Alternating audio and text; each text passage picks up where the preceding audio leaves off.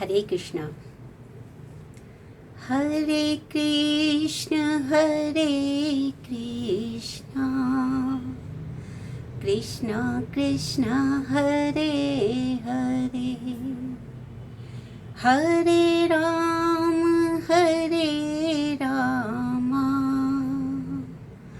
राम राम हरे हरे। हरे कृष्णा हरे कृष्णा। आप सभी का हार्दिक अभिनंदन। आज मैं ये सोच रही थी कि हम गृहस्थ लोगों के विषय में बात करें कि हम सब, बहुत से हम में से भक्त ऐसे हैं जो गृहस्थ आश्रम में हैं और प्रभु ने कहीं भी ऐसा नहीं कहा है कि आप स्वधर्म का पालन न करें।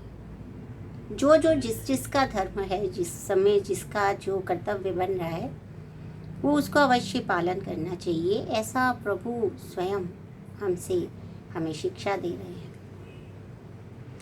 तो फिर अब कैसे हम जो है उस मोक्ष मार्ग में चल सकते हैं?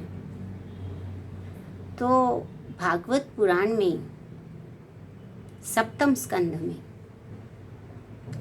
नारद जी बता रहे हैं कि गृहस्थ आश्रम में रहते हुए मोक्ष मार्ग की ओर बढ़ने का क्या उपाय हो सकता है।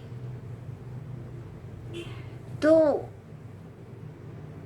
मुझे उसमें बड़ी आशा की किरण दिखाई दी, तो इसलिए मैंने सोचा कि क्यों ना ये सब भी हम आपस में बांट दें, क्योंकि भक्ति भी अकेले नहीं हो सकती।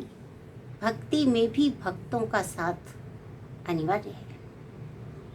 तो इसीलिए आज मैं सप्तम स्कंध के, भागवत पुराण के सप्तम स्कंध के 15वें अध्याय में जो नारद जी ने गृहस्थ आश्रम में रहते हुए मोक्ष के प्रति हम कैसे अग्रसर हो सकते हैं, इसके विषय में जो कहा उस पर थोड़ी सी चर्चा करना चाहूँगी।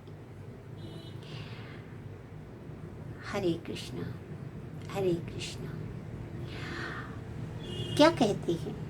असंकल्पात जयेत कामम, क्रोधम काम विवर्जनात्। अर्थात असंकल्पात जयेत कामम, से कामना भी, अब मुझे ये चाहिए, अब मैं इसके लिए प्रयास करूँगा किसी ना किसी कामना के लिए। तो ये जो संकल्प है कि मुझे ये चाहिए, मुझे वो चाहिए, मैं इसके प्रति आगे बढ़ूँगा, इसके प्रति आगे बढ़ूँगा, ये जो संकल्प है, इसको जब हम त्याग देते हैं, तो कामनाओं का त्याग कैसे करना है? संकल्प के त्याग से। और क्रोधम काम विवर्जन। क्रोध कब आता है?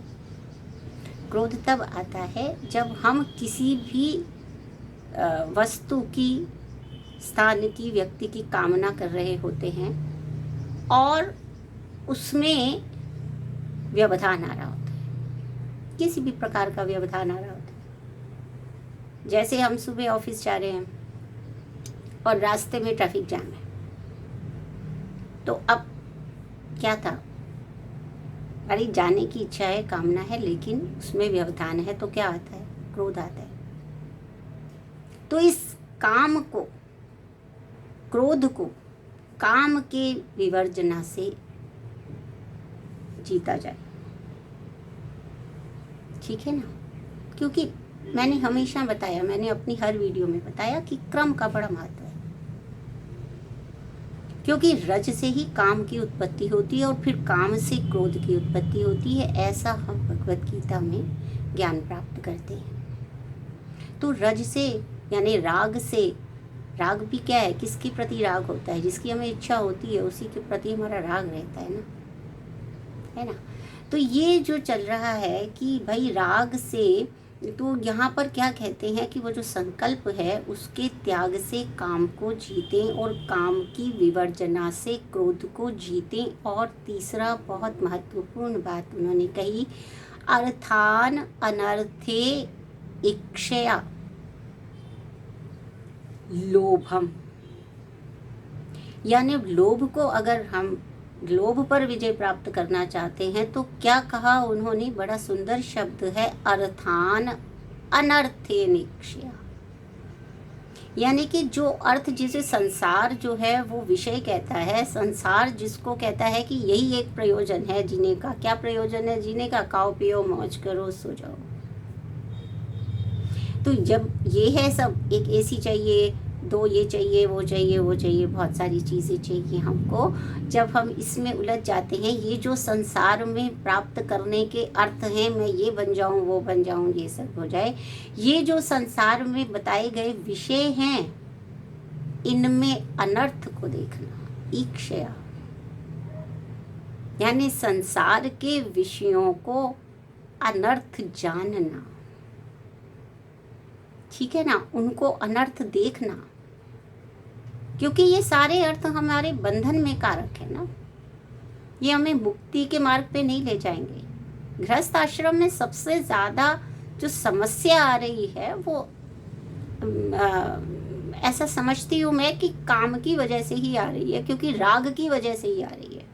ये पुत्र में है, कुछ पति मोह है, कुछ ना कुछ ऐसा मोह है, घर के प्रति मोह है, स्थान के प्रति मोह है, अपनी प्रतिष्ठा के प्रति मोह है, ये सब गृहस्थ आश्रम के बंधन हैं। और अगर यही सांसारिक अर्थ ही हमारा भी अर्थ रहेगा तो मोक्ष के मार्ग के प्रति हम अग्रसर नहीं हो पाएंगे। तो इसलिए ये जो संसार के अर्थ हैं, इनमें अनर्थ को देखना, सभी काम करते हुए ये देखना कि इसकी कोई ये कोई विषय नहीं है प्राप्त करने का, क्योंकि प्राप्त करने का तो एक ही विषय है, और वो क्या है? भगवत भक्ति। हरे कृष्णा हरे कृष्णा। एक इसी अर्थ को ही अर्थ जाने और बाकी जो सांसारिक अर्थ हैं उन्हें अनर्थ जाने। ऐसा करने से लोभ से मुक्ति मिल जाती है। और फिर एक मानसिक विकार जो है वो भय है। अब भय से कैसे मुक्ति हो?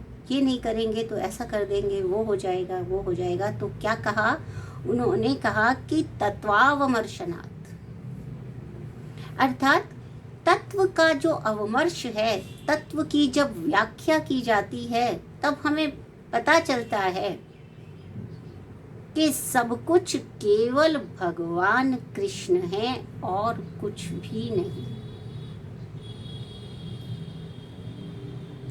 जो भी हमारी आकांक्षाएं हैं, जो कुछ भी है, वो सब जो निहित है, जिनके प्रभुत्व में चलता है, वो एक प्रभु है। तो भय से मुक्ति हो जाएगी, ठीक है ना। तो एक श्लोक में नारद जी ने हमें जो है काम से, क्रोध से, लोभ से और भय से दूर होना सिखाया।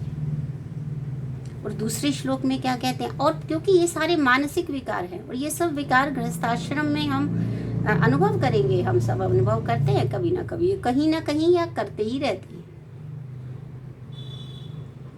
तो कितने वर्षों पूर्व जो आश्रम है वो आश्रम है, जो मोह के कारण ही स्थापित हुआ है वो आश्रम है ना।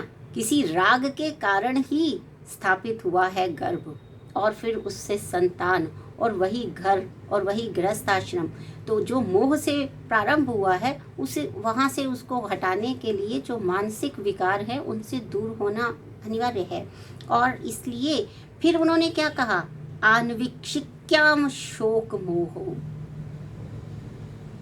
आन्वीक्षिकी, वैसे तो ये शब्द जो है वो अनुसंधान के लिए भी प्रयोग किया है, न्याय शास्त्र में भी आया है, लेकिन आन्वीक्षिकी क्या है? अनुवीक्षण, पश्चात में उसकी व्याख्या करना, विश्लेषण करना।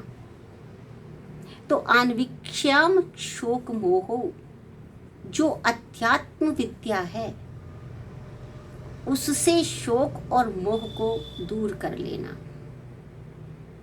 तो अध्यात्म विद्या क्या है? अध्यात्म विद्या ये है कि मैं स्वयं को जानूं। शोक करने का विषय क्या है? जो नश्वर है वो नश्वर है, उसका नाश निश्चित है, मेरा भी नाश निश्चित है। तो मेरे से संबंधित जितने भी संबंध हैं और जितनी भी वस्तुएं हैं वो सब भी नश्वर हैं। ये संसार में जो स्थूल दिखाई दे रहा है सब कुछ नश्वर है। तो इसलिए आन्वीक्षिक्याम आध्यात्म विद्या में क्या अर्थ है? आन्वीक्षिक्याम आध्यात्म विद्या का अर्थ है कि शोक करने योग्य जो नाशवान है उसके नष्ट हो जाने का कोई शोक नहीं होना चाहिए। और मोह जो है वो क्यों हो रहा है? क्योंकि हम अज्ञान से आवृत हैं।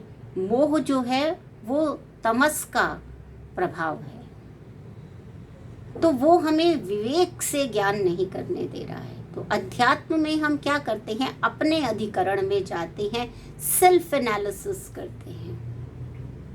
सेल्फ एनालिसिस जब करते हैं तो हमें पता चलता है कि हमको जो मोह हो रहा है वो तमस के कारण हो रहा है, वो आवरण के कारण हो रहा है, और हमारी जो विवेक बुद्धि है वो सही और गलत में अंतर करना भूल गई है, इसलिए मोह हो रहा है। तो उस आन्वीक्षिकी से, उस आध्यात्मिक विज्ञान से शोक और मोह से दूर हो जाना है। अब अगला दोष कौन सा है? दंभ है। मेरे पास इतनी लंबी गाड़ी है, मेरे पास एक बहुत सुंदर घर है, मेरा घर बहुत बड़ा है, मैं ये हूँ, मैं वो हूँ, पता नहीं मैं क्या हूँ। तो ये वाला जो दंभ है, मैंने ये कर दिया है, मैं इतना सफल हूँ, तो क्या है? ये दंभ है। इस दंभ को कैसे जीतेंगे? जब हम संत जनों की उपासना करेंगे। देखिए, जब भी हम किसी की भक्ति करते हैं, जब भी हम किसी के प्रार्थना करते हैं, तो प्रार्थना कब करते हैं? जब हमें ये पता चलता है कि ये जिसकी हम प्रार्थना कर रहे हैं इसमें हमसे ज़्यादा गुण हैं, या ये हमें कुछ दे सकता है, ये हमसे कहीं ऊपर स्थित है किसी भी रूप में। तो ये जो संत हैं, इनका जब इनके सामने जब नमन किया जाता है, इनकी जब उपासना की जाती है, तो दंभ अपने आप कम होता है। क्योंकि दंभ कब आता है? जब हम अपने आप को ही सर्वोपरि समझते हैं, मुझसे बड़ा कोई है ही नहीं। तो ये जो अहंकार है, ये दंभ है, जिसमें कि बिना गुण के ही अपने आप को सर्वस्व समझ लेना, ये दंभ है। और ये दंभ कब नाश होगा?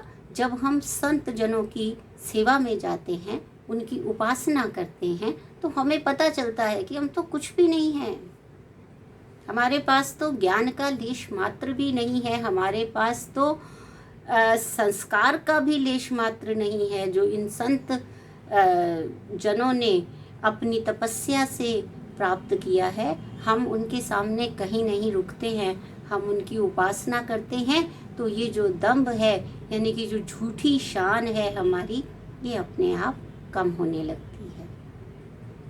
फिर क्या कहते हैं? योगांतरायान मौनेन।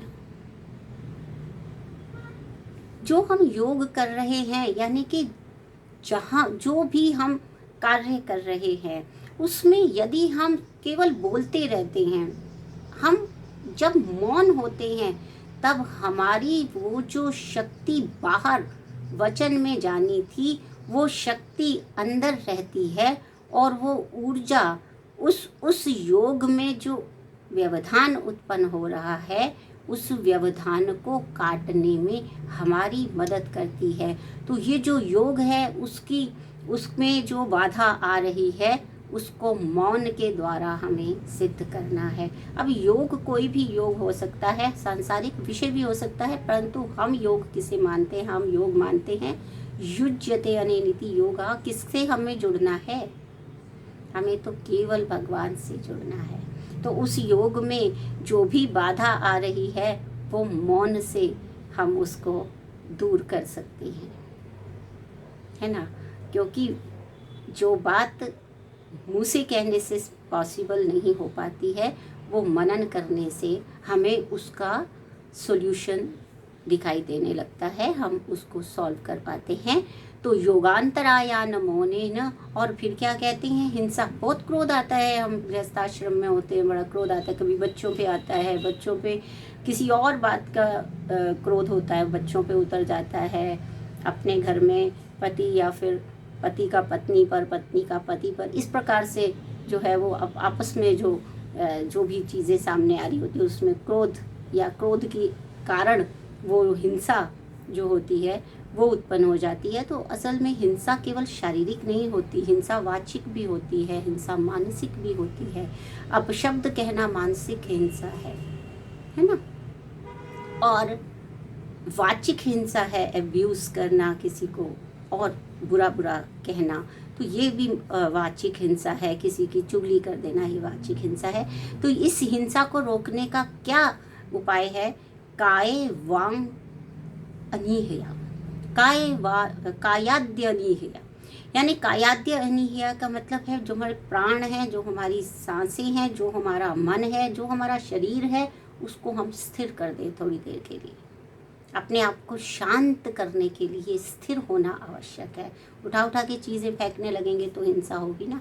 लेकिन हम अपने मन को भी स्थिर करते हैं, प्राण को भी स्थिर करते हैं और काया को भी स्थिर करते हैं, तो हम हिंसक प्रवृत्तियों से दूर हो जाते हैं, है ना।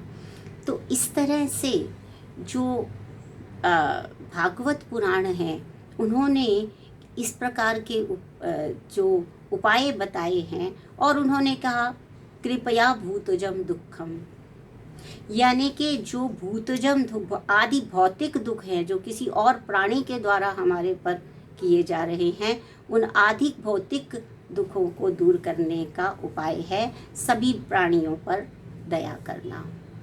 और दैवम जहियात समाधिना, और देव द्वारा आधिदैविक यानी पुनर्जन्म पूर्व जन्मकृत जो हमारे पाप कर्म है या देव है, हमारा भाग्य है हमारा, उससे जो हमें व्याधियां हो रही हैं उसको समाधि के द्वारा, समाधि अर्थात मन से समाधान करने का कारण कि हम उसका कारण अपने कार्यकलापों को समझें, किसी और के ऊपर उसका दोषारोपण न करते हुए समाधि, मन को समाधिस्थ करना, इंद्रियों को अपने वश में करने से हम वो जो देव योग है, देव से होने वाली जो आदि दैविक पीड़ाएं हैं उससे मुक्ति पा सकते हैं। आत्मजम योग वीरेण, और जो आध्यात्मिक है, जो हमारे शरीर के अंदर कोई विकार उत्पन्न हो रहे हैं, तो उसको योगाभ्यास से हम जो है नियंत्रण में ला सकते हैं। और निद्राम सत्व निशीवनात्, यानी कि निद्रा जो है, निद्रा कोई भी प्रकार की निद्रा हो सकती है, हमारी कैसी भी निद्रा हो सकती है, हमारी अज्ञान की निद्रा हो सकती है, हमारी आलस्य की निद्रा हो सकती है। तो इस सब के लिए क्या कहा? सात्विक आहार और विहार को हम करें। हरे कृष्णा हरे कृष्णा। आज के लिए मैं आज इतना ही बताऊंगी, क्योंकि इसमें हमने उन 3 श्लोक को देखा जो भागवत पुराण के 7वें स्कंध में आए थे। मैं पुनः आपके समक्ष उपस्थित होंगी और इसी को आगे बढ़ाते हुए मैं बताऊंगी कि सात्विक आहार और विहार क्या क्या हो सकते हैं या भगवद गीता जी में किस प्रकार से बताए गए हैं। आप सबका बहुत बहुत धन्यवाद। हरे कृष्णा हरे कृष्णा।